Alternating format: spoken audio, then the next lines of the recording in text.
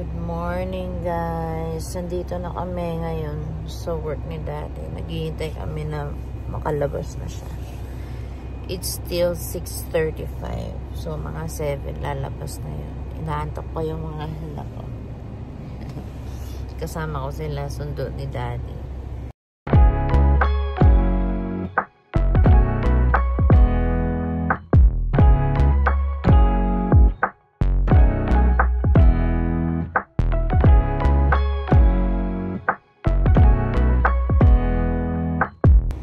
Kasi nahihirapan si Daddy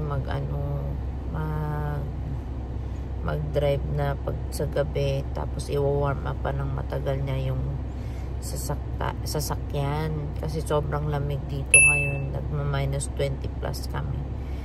Kaya sabi ko sunduin ko na lang siya kasi total umaga naman na, and wala naman kaming gagawin sa bahay kasi bakasyon na din si Kuya. Good guys, ang itsura dito ng 6:35 AM. Wala pa kaming araw. And ngayon is Saturday. So, wala gaanong sasakyan. So, hihintayin lang namin si Daddy na makalabas. Tapos, uwi na din kami diretso. Si Elisha ba anak? Tulog ulit? Or gising? Gising. Gising pala. Gising silang dalawa ni Kuya. Siya. Ba't mo kinakain yung guys, kinakain niya to, tira mo siya. Nagagalit. Hindi man yan pagkain. Hi guys, may bata kaming makulit. Ayan siya, ayan yung makulit, aakyat siya doon sa lamesa. Elisha! Aha ka dyan. Halika dito. Come on! Isa. Ayan yung makulit ko na bata. Ayan. Aakyat na naman siya. Aray.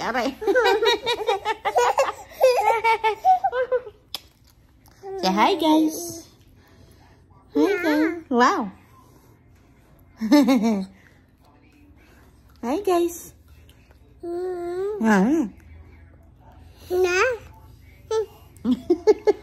Now. Ayun na kuya. Kuya, aakyat na kuya.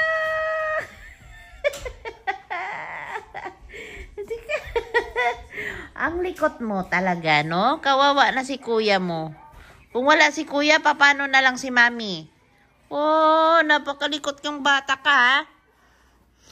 Saan punta? Saan punta ikaw? Hi guys, gabi na dito ngayon and si Daddy ay nasa work na ulit. Kami na lang dito sa bahay. Nanonood si kuya ng mukbang. So, ngayon ipinapakain ko si Elisha. Ayan. Ang ulam namin is adobo. Ayan, adobo. Yummy. Say yum. Yum.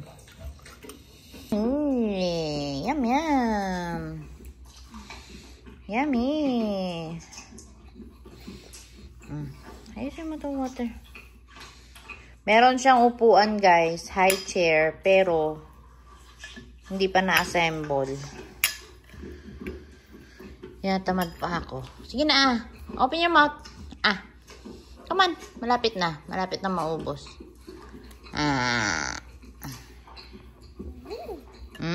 Yummy. Hi. Ano? Mag-sleep na tayo, hindi pa. Okay. Hi guys. Yun nga, kami lang dito sa bahay ngayon. Kasi si Daddy nasa work. Hindi ako nakapag-vlog kanina kasi napuyat ako kagabi. Gising ako ng alas 3 hanggang alas 5 yata ng madaling araw kasi si Elisha is naglalaro siya mag-isa. So napuyat ako tapos natulog ako ng 5. Tapos nagising na naman ako ng 6 kasi sinundo nga namin si Daddy. So napagod ako. So natulog ako buong hapon. Tapos hindi na ako nakapag-vlog. Yun nga guys, no, meron kaming good news kasi approve na ang extension ni Mama. So, yay! May kasama yung mga bata pag manganak na si Mami. So, yeah, in-extend talaga namin siya kasi yun ang dahilan namin ni Kevin para may makatingin sa mga bata pag if ever na manganak na ako.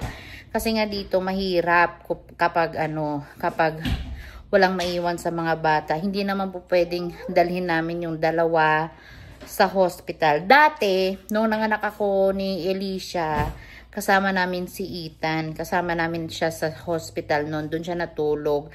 Pinagpaalam namin.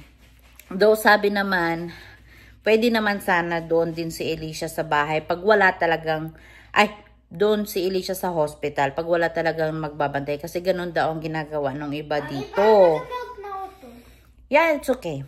Tapos, sabi ko, kawawa naman yung mga bata kapag nagsiksikan sila doon. Kasi isa lang yung higaan doon para lang talaga sa isang magbabantay. So we decided na i-extend na lang talaga si Mama para may titingin sa kanila. Tapos, if ever na manganak na ako, tsaka na lang sila bibisita sa amin sa hospital. Para hindi na din sila mahassle doon sa sa hospital pag manganak na ako. Kasi doon mapupuyat pa sila. No, bebe na. And malapit na ako manganak. Like, ilang weeks na lang. Next week, check up ko na naman. Tapos, pagkatapos yata nun, parang weekly na yung check-up ko. So, sabi ko kay Daddy, kasi nalulungkot na si Mama dito. Gusto na niya umuwi ng Philippines. Sabi ko, kung kakayanin ko naman na, like, gumaling na ako, kaya ko na yun. Pwede na sigurong pauwiin si Mama para hindi na siya malulungkot dito sa bahay. Pero, sabi naman nila, sayang yung extension na ginawa kung uuwi lang din kaagad. Pero, ewan ko, depende na sa kanila kung kailan nila pauwiin si Mama. Pero, yun nga, kasi nakaka-depress kasi ang winter ngayon. Like, hindi naman siya ganun kalamig talaga. Like, maganda ang weather. Maganda ang weather ngayon kasi, ngayon nga, next week, magpa-positive kami.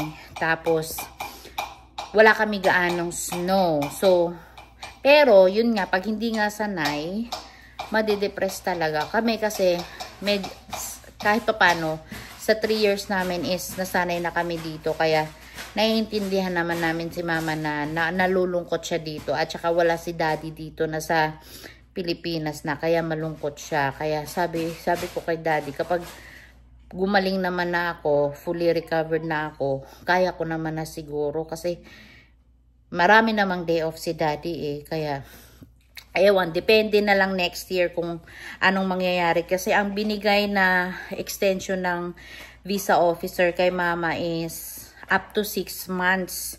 So, up to June yung yung extension niya. So, pwede siyang magstay hanggang June. So, depende na lang kay Mama kung mag-decide siya na hanggang June ba siya or February, March. Siya pipili kung kailan niya gusto umuwi. Ito nga ako, naguluhan kasi nung Thursday, nag-send sila ng medical request. Like, ipapamedical namin si Mama. So, nagtawag ako kaagad sa clinic na magpa-medical na kaagad by Monday para sana umusad na yung application. Pero nagulat ako kasi Friday, nag-send sila ng approval. So, kanina, nawindang ako. Sabi ko, magtatanong ako kung paano ba, i-go through pa ba namin ang medical or hindi na. Kasi, meron na kaming approval. So, maraming nagsasabi, like, almost all of them na kailangan pa din. Kasi, baka i-revoke nila. Kasi, stricto nga ang Canada sa medical. Like, yung mga gusto nila na medical, like yung gaya nung ginawa namin, like mga HEPA, mga AIDS, yung mga ganon, TB, yun ang usually na sa medical So, kahit na may approval na si Mama, ipapamedical pa din namin siya sa Monday para wala nang magiging problema. Kasi baka pag hindi namin gagawin yon, baka i-revoke nga ng IRCC yung approval niya. So, hindi ko din in-expect na ganun kabilis yung approval kasi in-apply ko siya nung November 14.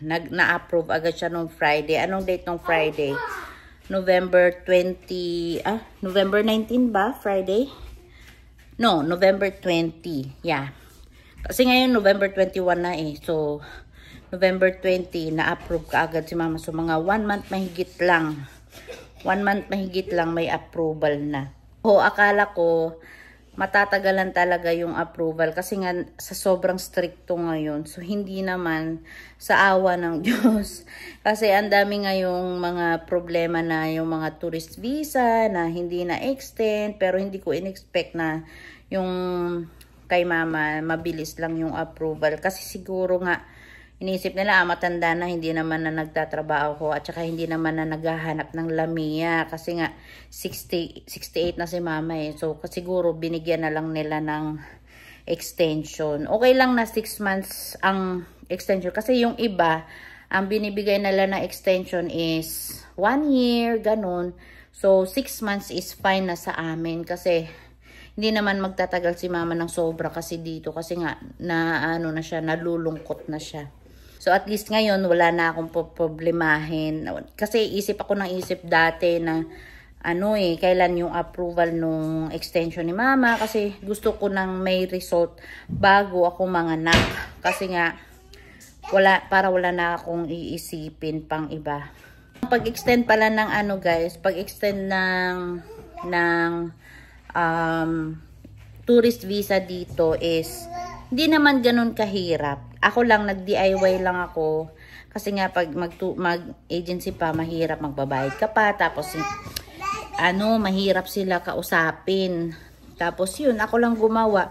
Ang mga requirements lang is, konti lang naman yung letter of explanation. Bakit siya mag-extend. Tapos, bank statement ng kung sino yung tinirhan niya dito. Tapos, passport lang nung kung saan siya titira dito. Tapos, yung proof lang na anak ba niya yung titirhan niya, yung birth certificate nilang dalawa. Ganun lang. Mabilis lang. As in, mabilis lang talaga.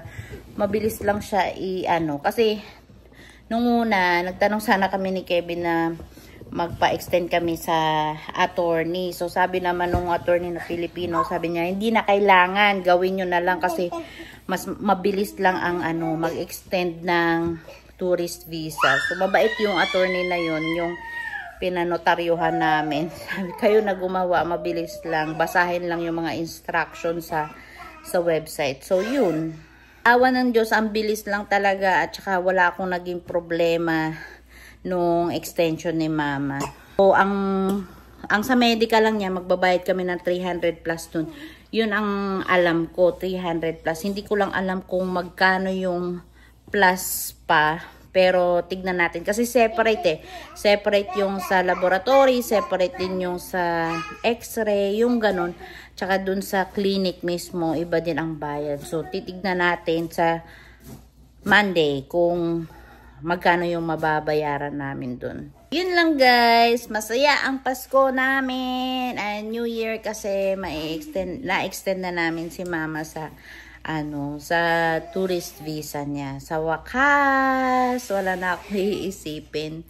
So, yeah, hanggang dito na lang guys. Maraming salamat sa panonood ng mga vlogs ko at sa mga bagong subscriber ko. Thank you so much. And then, sa mga hindi pa nakapag-subscribe, please subscribe my channel and comment lang kayo kung ano yung mga tanong nyo about Canada and anything.